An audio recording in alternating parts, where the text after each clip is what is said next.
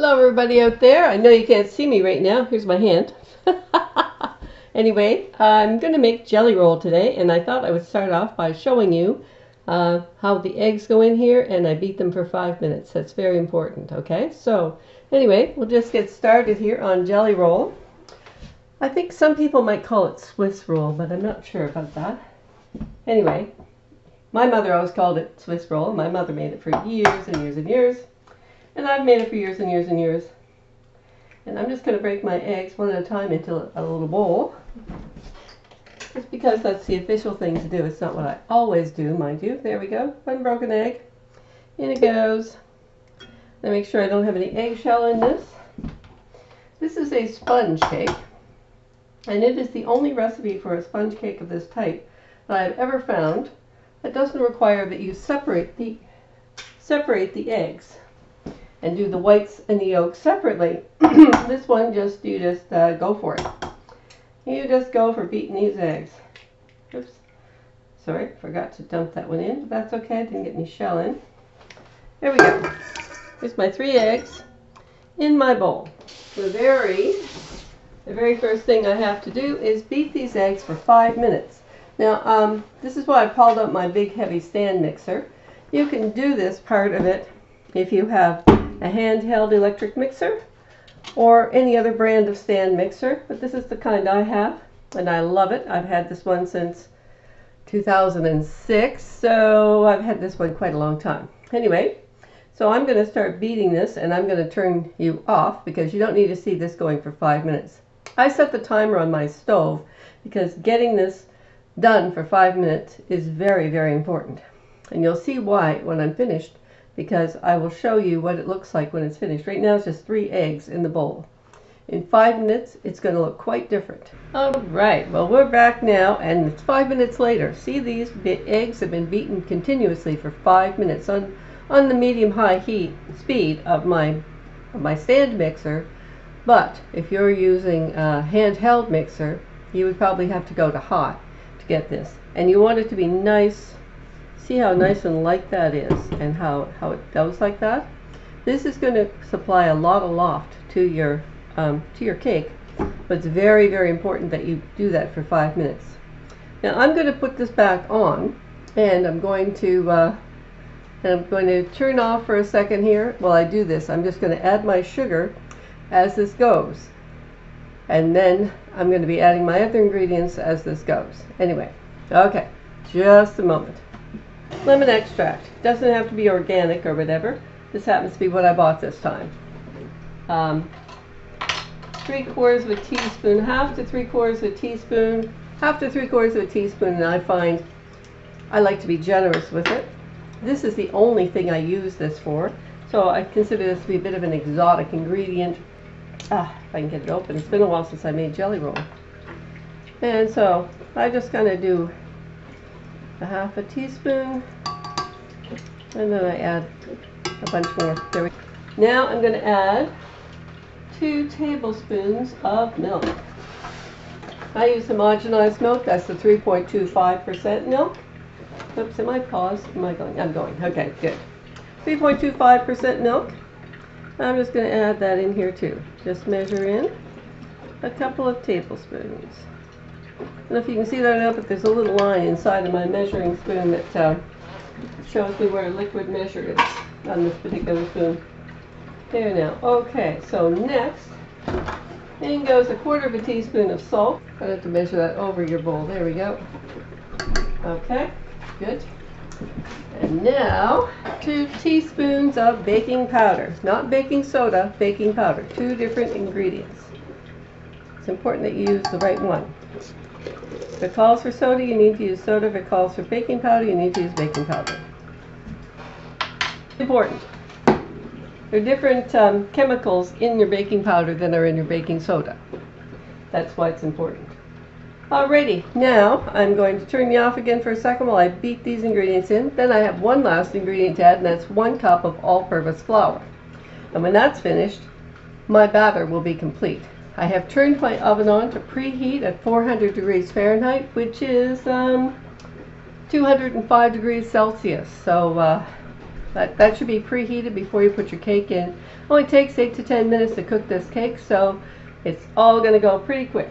So I'm just going to beat this, and then I'll be back, and I'll have already added my flour when I come back. All right, with the flour, you want to just combine that flour. You don't want to overbeat your thing, or you'll beat all your air out, and you'll flatten your sponge. So let's just have a look at what that looks like. See how nice and thick that is. And it's a very, very, very pale yellow color. It's almost white. Oh, there's my oven telling me it's at 400 degrees. And now I'm going to talk to you a bit about some of the variations of things I've discovered to do with this particular batter over the years. I have my jelly roll pan. Here I am back again, and here's my finished cake. There we go. Ready to go into my pan. Today I'm using my jelly roll pan to make this with. And this is a 15 and a half by 10 and a half by 1 inch pan. Sorry, I don't have that metric. And this will go into the oven at 400 degrees for 8 to 10 minutes. So right now I'm going to get this batter into my pan and get it into the oven. It's just purring away there behind me because I have it on convection. I'm just going to put this batter into here. Make sure that all the flour is incorporated, but you don't want to overbeat it because you'll beat down you'll beat your air out of your batter, which you just spent 5 minutes with the mixer beating up those eggs to get into here.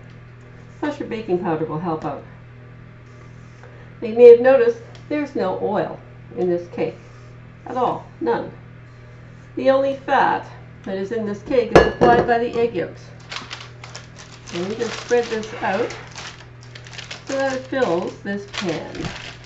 And it's going to look pretty thin when you're doing this because it is pretty thin, but you got all that baking powder in there, and you have your all that beating for the eggs. Gives you lots of air in here, and that's going to puff it up nicely. Kind of spread this so that it's more or less even over your pan. It's a bit tricky sometimes. And in the meantime, I have to be busy because there's some things I have to do to be ready when this jelly roll comes out of the oven.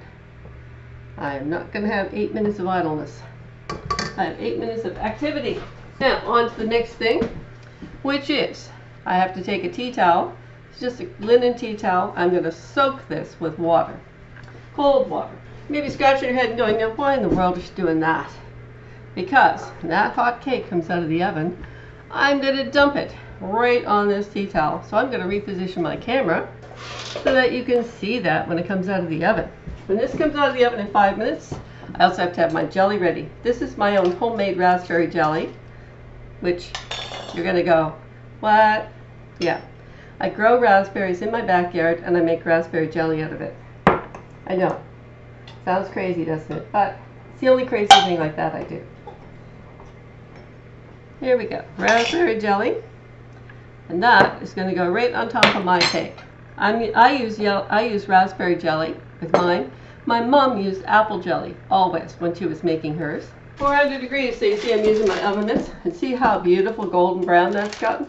And it is really hot. So I'm just going to dump that right on here, just like that. Boom. One confident motion. Oh.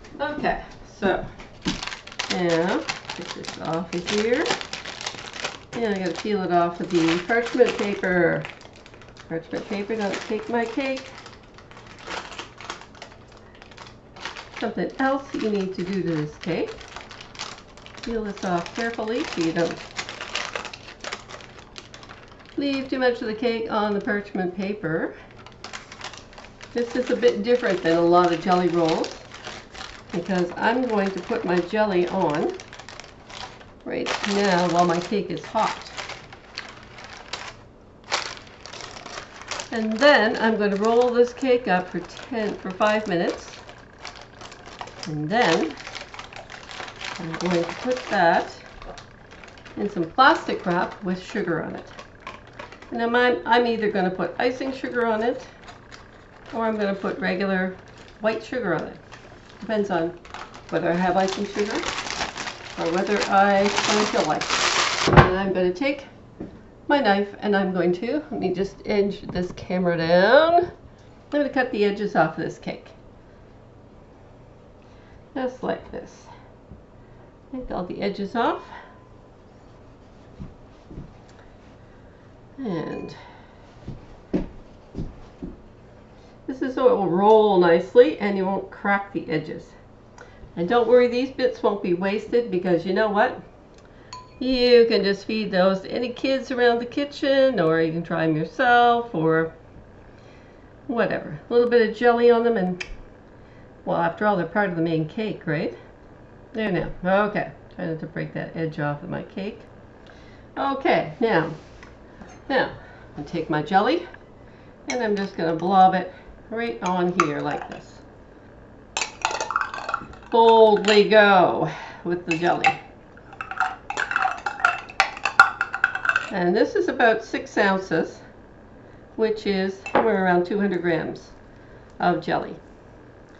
If you don't like raspberry jelly, you can't find raspberry jelly, and what I found seedless raspberry jam. Now, I don't know why I always thought the difference between jelly and jam was that the jam had seeds in it and the jelly didn't. But apparently, that's not the truth. So they sell seedless raspberry jam, which I found when I was out of my homemade jelly one year, and I needed to make a jelly roll. Now I'm just going to gather my tea towel up from underneath it here. I'm just going to gently roll the long side of my cake this way. And because it's a sponge, it's not supposed to crack. You're not supposed to crack sponge. And you just roll it over like that. And now I'm just going to leave it sitting there for 5 minutes. And because of the moisture in the tea towel, that's supposed to help keep it from cracking. Although I see this one has cracked a bit, but anyway, there we go. So 5 minutes from now, I'll be back again. Here are the leftover scraps. And usually there's some jelly left in the bottom of my bottle, and I just take the rest of that, spread that on it, and eat it. Or sometimes you just have to eat it plain if you've used all the jelly.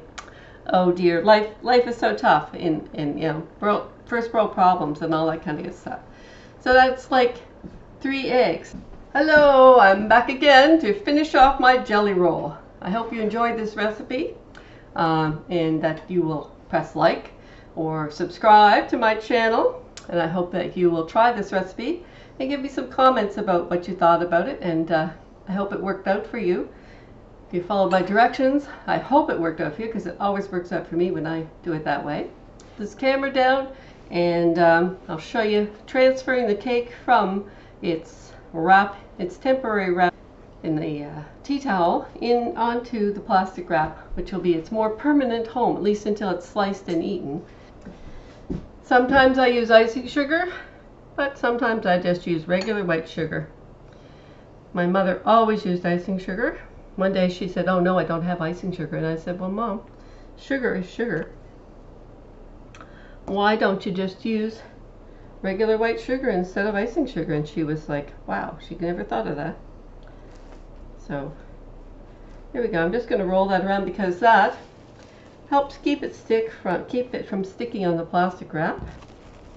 And there we go. There's my cake. My jelly roll is all finished. There we go. Ready to go. Ready to serve. And plus, you get these goodies to eat besides. Cook's portion and all that kind of good stuff. Don't think all that.